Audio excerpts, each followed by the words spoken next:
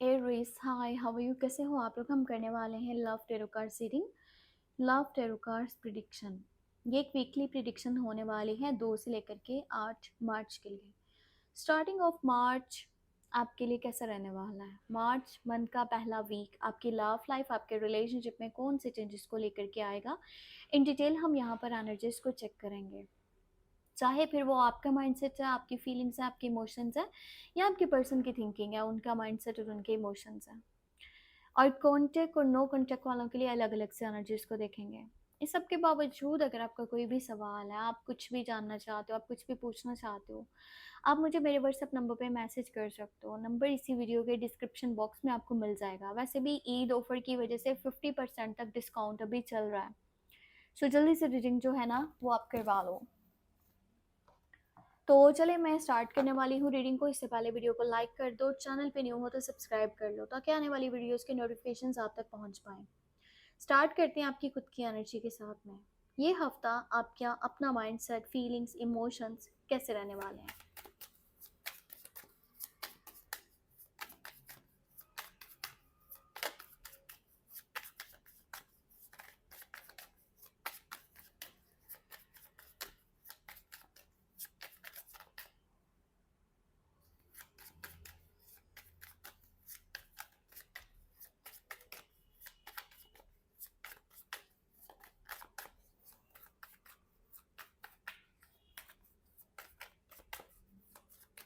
2 से लेकर के 8 मार्च।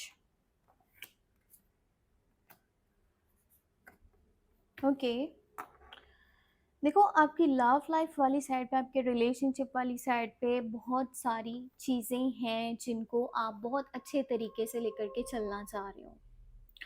कोई तो इंसान आपके ज़िंदगी में ऐसा है जिसके साथ आप कनेक्टेड हो और आप उससे बेइंतहा प्यार करते हो।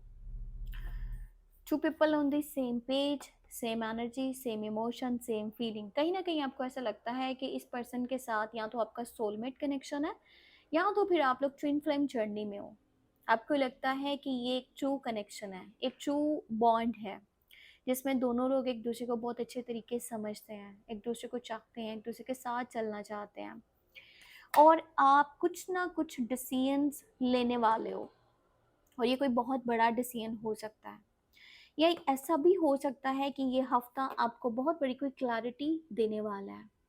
आपके सामने कुछ रियलिटीज आने वाली हैं, आपको चीज़ें पता चलने वाली हैं, सच क्या है, झूठ क्या है, कौन सही है, कौन गलत है।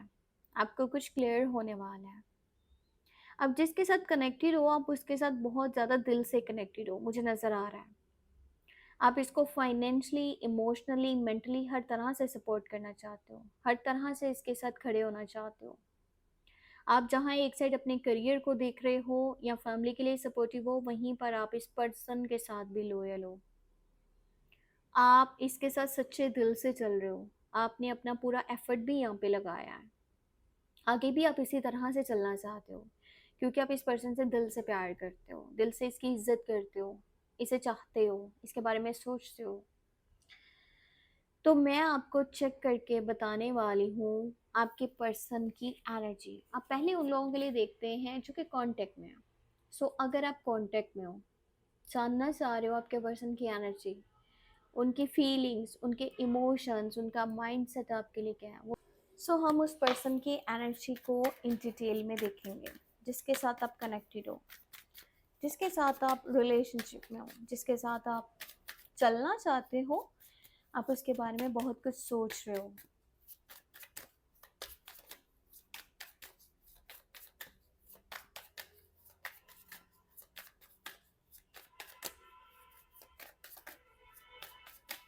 Okay, let's see.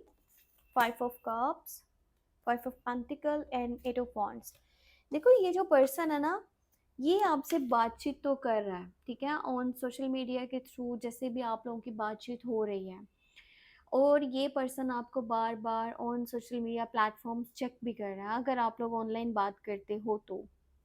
ये पर्सन आपके बारे में कुछ लोगों से भी कुछ बातें डिस्कस कर रहा है, और ये आपसे या तो मिलना चाहता है, या फिर ये चाहता है कि आप लोगों का जो कम्युनिकेशन है ना वो बहुत अच्छे तरीके से हो। पता है ये पर्सन का ना कोई पास्ट रिलेशनशिप भी था। आपसे पहले इसकी ज़िंदगी में कोई इंसान था जिसके साथ इसका बहुत ही बुरी तरह से जो है ना ब्रेकअप हुआ है। बहुत बुरी तरह से वो रिलेशनशिप एंड हुआ है। और आज भी ये पर्सन उस दुख या तकलीफ या पछतावे से बाहर नहीं निकला। एक और बात मैं आपको ये बता दूं कि आज इसको ये रियलाइजेशन भी हो रहा है कि वो जो कनेक्शन टूटा था वो इसकी वजह से टूटा था।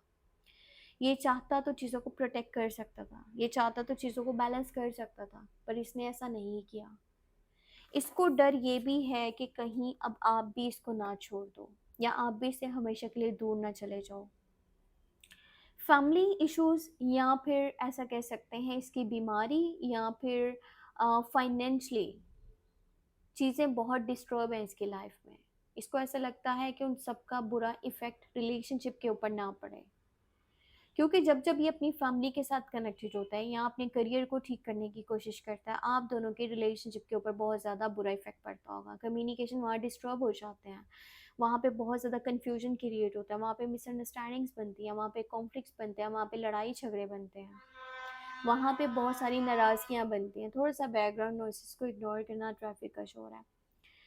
सो एक तरफ ये पर्सन अपना पास्ट रिलेशनशिप भी मिस कर रहा है, ये उस पर्सन के बारे में भी सोच रहा है और आज भी ये उसको याद करता है, उसको सोचता है।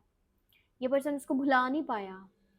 जहाँ ये आपके साथ कनेक्टेड है वहीं ये उसी हद तक उसके साथ भी आज कनेक्टेड है, मतलब उसके बारे में सोचता है, इसके दिल में उसके लिए जगह है और ये उसके लिए रोता भी है।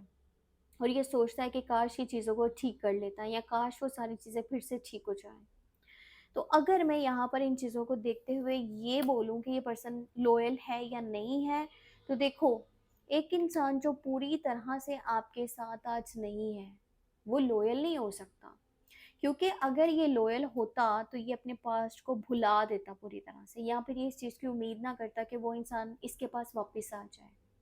आपके होते हुए इसको अपने पास्ट की याद आ रही है, ये उसके बारे में सोच रहा है या वहाँ पे चीज़ों को ठीक करना चाहता है, ये उसको वापस से अपनी ज़िंदगी में लाना चाहता है, रिकनेक्ट होना चाहता है, रिकन्सिलेशन उसके साथ करना चाहता है। क्योंकि आप लोग ऑलरेडी कनेक्टेड हो। सो ये जिसके साथ कनेक्टेड होना चाह रहा है वो इसका पास्ट है। ठीक है। बाकी मुझे थोड़ा सा फाइनेंशली भी ऐसा दिख रहा है कि या तो ये फाइनेंशली वीक है या फिर इसके फैमिली में बहुत सारे प्रॉब्लम्स चल रहे हैं।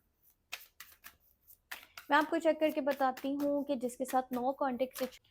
सो अब हम देखने वाले हैं, अगर आप नो कांटेक्ट में हो तो आपके पर्सन की एनर्जी क्या है, उनकी फीलिंग्स, उनके इमोशंस, उनकी एनर्जीज।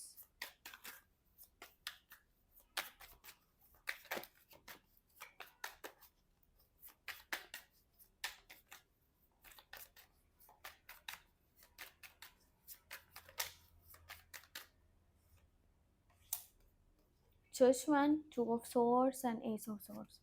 देखो ये जो पर्सन है ना जिसके साथ आप नो कांटेक्ट सिचुएशन में हो, अगर आप सोचते हो कि ये क्या, ये आपको याद करते हैं या नहीं, तो देखो ये पर्सन के दिल और दिमाग में आज भी आप हो।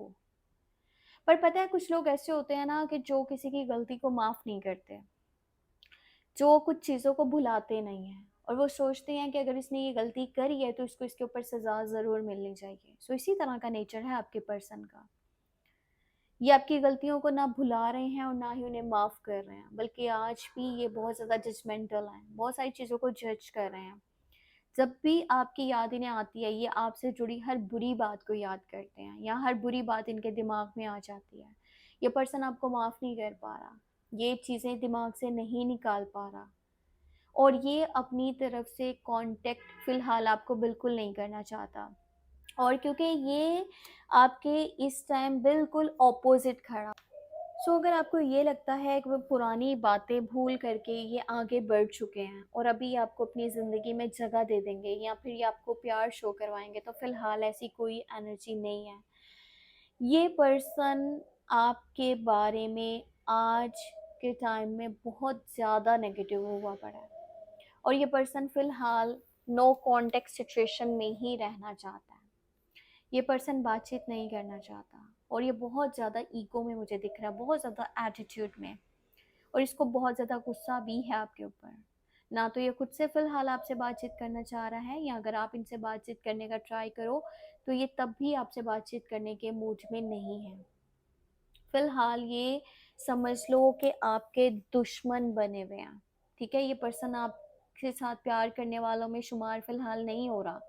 ये पर्सन फ़िलहाल दुश्मनी पर उतरा हुआ है, और ये फ़िलहाल अपना गुस्सा किसी भी तरीके से निकालना चाहता है, या आपके अगेंस्ट जाना चाहता है, या फिर ऐसा कह लो कि आपके खिलाफ ये कुछ तो स्कीम या फिर प्लानिंग एंड प्लॉटिंग कर रहा है। ये आपको गिराना चाहता है, आपको हराना चाहता है, क्योंकि इसके दिल में वो गुस्सा बहुत ज़्यादा भरा हुआ है। जो भी बातें आपने इससे करी थी आज तक, या इसको बुरी लगी हैं, जो भी आपने स्टेप नहीं लिया था, या आपने अगर कि इसके साथ अच्छे से डील नहीं करा था, तो ये आपको उन सब चीज़ों की सज़ा देना चाह रहा है। ये कुछ तो ऐसा करना चाह रहा है कि आपको सबक मिले। सो इस तरह की जो है ना वो एनर्जीज हैं इस हफ्ते की। फिर भी अगर आप कुछ भी पर्सनली जानना चाहते हो, तो आप मुझे मेरे व्हाट्सअप नंबर पे मैसेज कर सकते हो। नंबर वीडियो के डिस्क्रिप्शन बॉक्स में ऐड है। और वैसे भी मैंने आपको बताया कि डिस्काउंट चल रहा है पर्सनल रीडिंग्स के ऊपर 50% तक, वो भी ईद ऑफर की वजह से। सो अपना बहुत बहुत सारा ख्याल रखना, और मुझे अपनी दुआ में लाजमी याद रखना। ठीक है, टेक केयर, बाय बाय।